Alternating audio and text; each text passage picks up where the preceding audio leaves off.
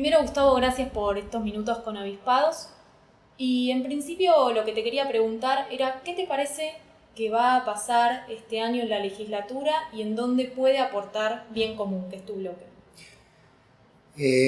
Creo que la legislatura va a tener un trabajo que esperemos que sea intenso y no como otros años. El año pasado, por ejemplo, producto de los distintos episodios electorales, la verdad que el trabajo fue bastante escaso. Esperemos que sea del nivel del año pasado, donde teníamos sesiones donde por lo menos había uno o dos proyectos sustanciales por semana. Y Bien Común tiene mucho para aportar. En materia de trabajo esclavo hay varios proyectos que tiene Estado parlamentario. Uno para que las marcas obligatoriamente se auditen a través de un organismo del Estado y certifiquen que están libres de trabajo esclavo en toda su cadena de valor. Otro proyecto es para que el Estado no contrate proveedores que no estén previamente registrados en toda su cadena de valor, o sea que no contrate trabajo esclavo, por decirlo de algún modo. Estamos insistiendo para que se cumpla la reglamentación que establece que tiene que haber un centro de recuperación de adictos por comuna, y además queremos que exista un cupo para que las personas que han sido víctimas de adicciones y que se pueden eventualmente recuperar en alguno de estos centros tenga de alguna manera posibilidad de inserción laboral, porque lo que ocurre es que muchas de estas personas cuando se recuperan después son estigmatizadas porque tuvieron varios años sin tener, digamos, una historia laboral. Entonces nos parece que hay que aplicar el mismo criterio que con las personas que tienen capacidades especiales y tiene que haber un cupo de reinserción laboral de manera tal de que las personas que son víctimas de adicciones puedan ver un futuro. Seguimos insistiendo con un proyecto que tiene Estado parlamentario para que exista una regulación de los inmuebles o del mercado de inmuebles ociosos, que es un mercado realmente enorme, de más de 300.000 viviendas, y que pensamos que si se incorporaran al mercado abaratarían drásticamente los costos de los alquileres y también los créditos hipotecarios para poder obtener vivienda. Vamos a insistir con que los legisladores ganen un sueldo equivalente a un director de escuela o de hospital público y que se vayan ajustando según las paritarias médicas y docentes. Vamos a seguir insistiendo con que se atiendan los legisladores por lo menos en hospitales públicos y no en prepagas que tienen que pagar los contribuyentes porteños, porque no es que yo elegí médicos. Yo cuando asumí como legislador ya tenía médicos incorporados. Lo cual ¿Y me parece... encontrás una resistencia a ese proyecto o al de... Al de salario perdimos 47-4. O sea, Claro, encontré pero... mucho apoyo a nivel social, tanto que se vieron obligados a tratarlo. O sea, tuvieron que tratarlo en el recinto, pero perdimos abrumadoramente porque, digamos, los políticos, muchos políticos consideran que ser un servidor público es vivir con algún nivel de privilegio muy superior al que tiene la media normal de los asalariados. Nosotros pensamos que la política es un servicio para el bien común y que hay que predicar con el ejemplo y que nosotros no podemos ganar menos que lo que, ni más de lo que ganan funcionarios que cumplen altas responsabilidades. Pensamos que un jefe de guardia del Piñeiro cumple responsabilidades enormes, lo mismo que un director de escuela que tiene responsabilidades civiles y penales por ciento de chicos, y sin embargo tienen salarios que son un tercio de lo que estamos cobrando nosotros. Obviamente por eso, sin perjuicio de seguir insistiendo con este proyecto, ustedes saben que yo devuelvo gran parte del salario ante escribano público a organizaciones de la sociedad civil porque rechazo vivir con estas condiciones salariales que me parece que son aristocráticas. Ahora, Gustavo, mencionabas antes el tema de el trabajo sin, valga la redundancia, trabajo esclavo, que no se dé la situación de la trata de personas para el fin de explotación comercial. Y hay uno de los temas que está ahora dando vueltas que tiene que ver con lo que se conoce como la mafia de los manteros o estas personas que venden en la vía pública mercancía que sería ilegal. ¿Cómo se pueden, cuál es el rol que puede llegar a tener Bien Común en este tema? Nosotros respecto a esto hemos presentado proyectos. De hecho tenemos identificado gran parte de los talleres que abastecen a los manteros e incluso los lugares donde se consigue mercadería robada. La hemos denunciado incluso judicialmente. O sea, el mapa del delito respecto a dónde está la cúspide de esa mafia lo tenemos perfectamente identificado.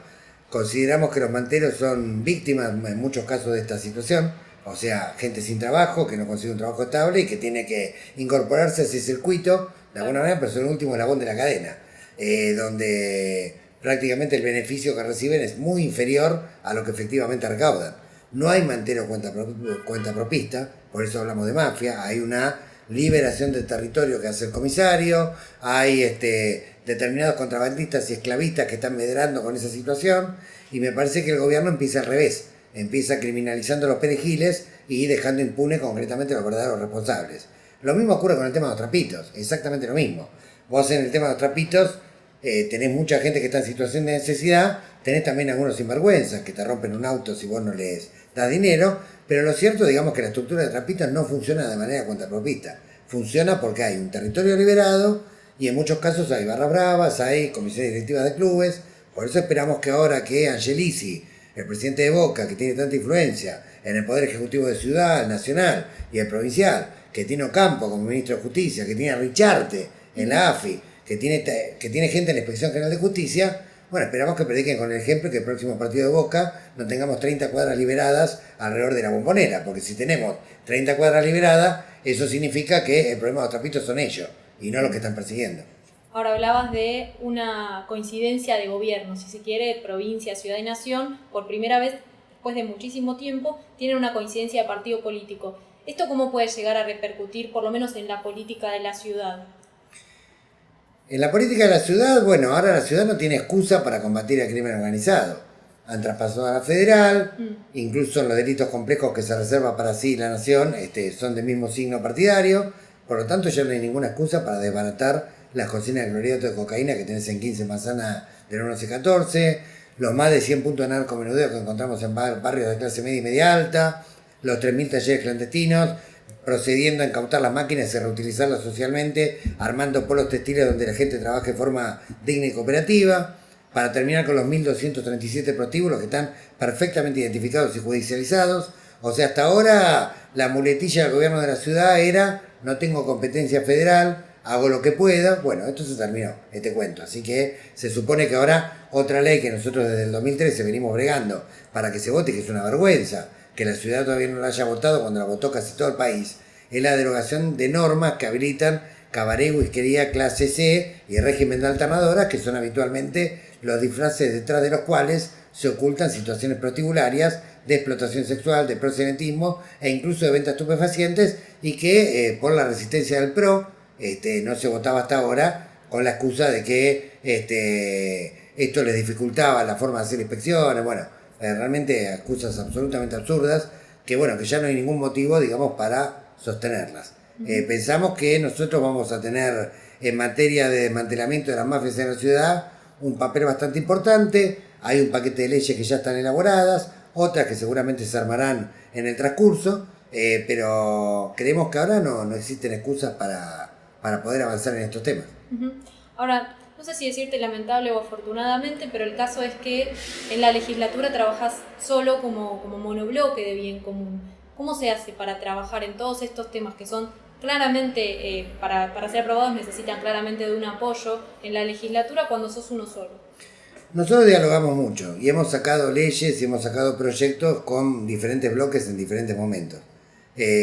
A pesar de que somos muy intransigentes en la pelea contra las mafias, en la pelea contra la corrupción, cuando tenemos que pelear por políticas públicas, a veces tenemos acuerdos con algunos bloques, a veces con otros, y en general tratamos de bregar por el diálogo.